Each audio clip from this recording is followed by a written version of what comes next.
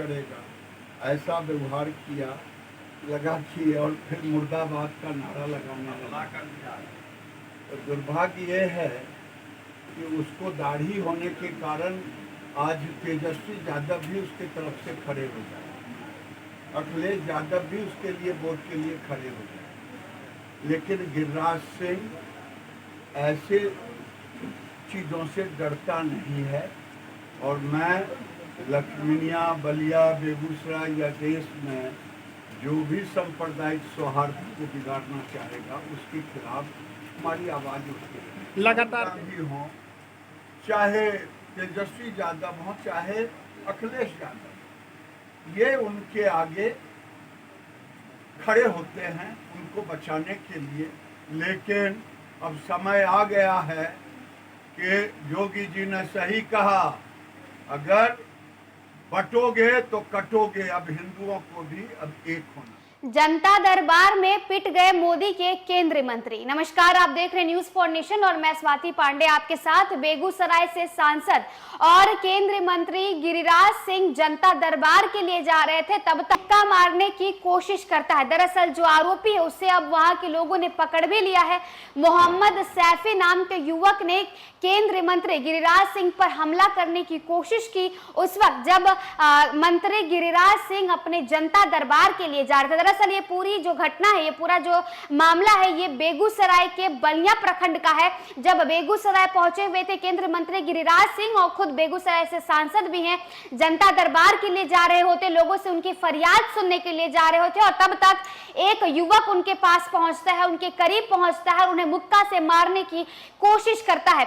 हालांकि हमले में बाल बाल बच गए गिरिराज सिंह और उस युवक को अब पकड़ लिया गया है। मोहम्मद सैफी नाम का ये युवक है।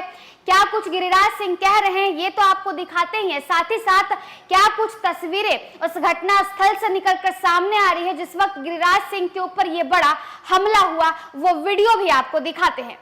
बता दें तो केंद्रीय मंत्री गिरिराज सिंह पर शनिवार को यानी आज बेगूसराय में हमला हुआ है। दरअसल जनता दरबार कार्यक्रम में शामिल होने गए हुए थे गिरिराज सिंह पर यह हमला बलिया प्रखंड में जनता दरबार के दौरान हुआ। लोगों की समस्याएं सुन रहे थे, तभी सफेद टोपी पहना एक शख्स उनके सामने आता है।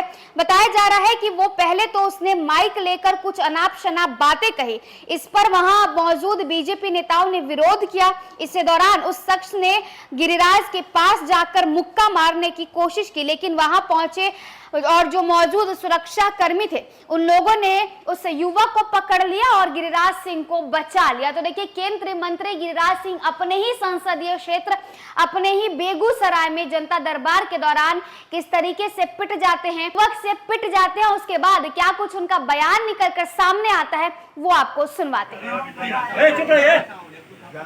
जनता दरबार यानी सारे अधिकारी जनता के साथ जनता की समस्याओं को सुन करके चलने लगे। वो पहले तो जबरदस्ती मीडिया कुछ इधर उधर के बातें बोला, हम अपना बर्दाश्त करते हुए आगे निकल गए। फिर लगा कि अब मेरे ऊपर हमला करेगा, ऐसा व्यवहार किया, लगा कि और फिर मुर्दाबाद का नारा लगाने लगा। तो दुर्भाग्य ये है कि उसको दाढ़ी होने के कारण आज तेजस्वी यादव भी उसके तरफ से खड़े हो जाए, अखिलेश यादव भी उसके लिए वोट के लिए खड़े हो जाए, लेकिन गिरिराज सिंह ऐसे चीज़ों से डरता नहीं है। और मैं लखमीनिया, बलिया, बेगूसराय या देश में जो भी सांप्रदायिक सौहार्द को बिगाड़ना चाहेगा उसके खिलाफ हमारी आवाज़ उठेगी। लगातार देखने को मिल रहा है कि हिंदुओं को जमीन को वक्फ बोर्ड में तब्दील किया जा रहा है, क्या कहेंगे? ये पूरे देश के अंदर वक्फ बोर्ड एक ऐसा वक्फ बोर्ड है जो जमीन हड़पो आंदोलन, अभी आपने बख्तियारपुर के गोविंदपुर, बलिया में, पकठौल में, बेगूसराय के पकठौल में, ये हर जगह ऐसे कर रहे हैं। इसीलिए ये कांग्रेस पार्टी अगर नहीं, उनको वक्फ बोर्ड का दर्जा संवैधानिक नहीं है और वो जिस जमीन पे चाहता उस जमीन पे केस कर देता और लोगों कोई ये कह देता मेरे साथ मारपीट किए, कानूनी दर्जा लगाने की कोशिश। अभी मेरे सवेरे वो पकठौल पड़ता है तेघरा थाना में, पकठौल के लोगों को नोटिस दे दिया, ये हमारा घर है।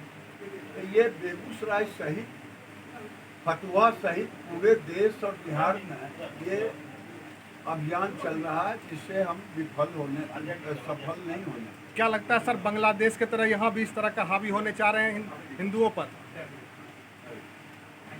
कोशिश तो ये करते ही रहते हैं, क्योंकि देश में जहाँ भी कभी सांप्रदायिक तनाव बिगड़ता है तो हिंदुओं की तरफ से नहीं, मुसलमानों की तरफ से। मैं कहता हूँ तथाकथित आज़ादी के बाद से एक भी तजिया पर कभी हिंदुओं ने पत्थर नहीं फेंका, लेकिन हिंदुओं के हनुमान जयंती, बलिया में दुर्गा मूर्ति के विसर्जन कार्यक्रम में बाधा डाला।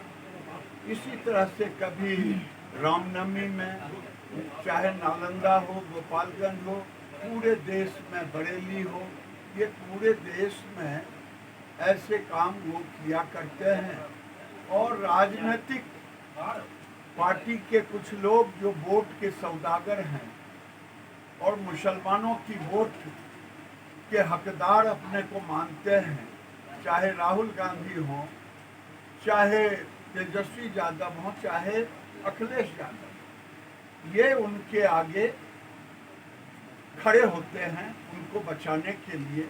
लेकिन अब समय आ गया है कि योगी जी ने सही कहा, अगर बटोगे तो कटोगे। अब हिंदुओं को भी अब एक होना।